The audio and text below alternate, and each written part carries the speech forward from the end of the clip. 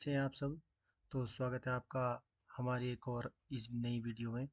तो जैसा कि आप जानते हैं कि आजकल हम बीएड फर्स्ट सेमेस्टर के जो प्रीवियस ईयर क्वेश्चन पेपर है उनको डिस्कस कर रहे हैं।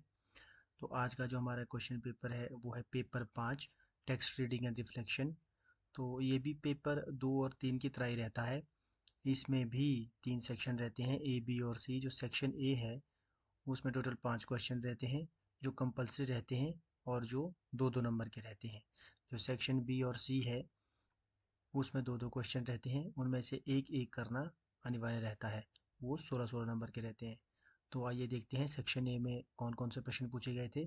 तो पहला प्रश्न है, पढ़ने के कौशल को विकसित करने के तरीके के रूप में मौन रहकर पढ़ने पर संक्षिप्त टिप्पणी कीजिए।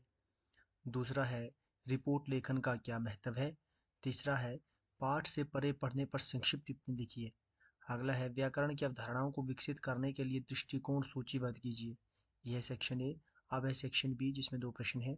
तो पहला है, पढ़ना छात्रों को नई स्रोतों से जानकारी का विश्लेषण करने की चुनौती देकर उनकी आलोचनात्मक सोच को मजबूत कर सकता है। पढ़ने के कौशल के महत्व के अवलोकन में कथन पर चर्चा कीजिए। अगला है, लेखन कौशल विकसित करने के विभिन्न तरीकों का विस्तार से वर्णन कीजिए।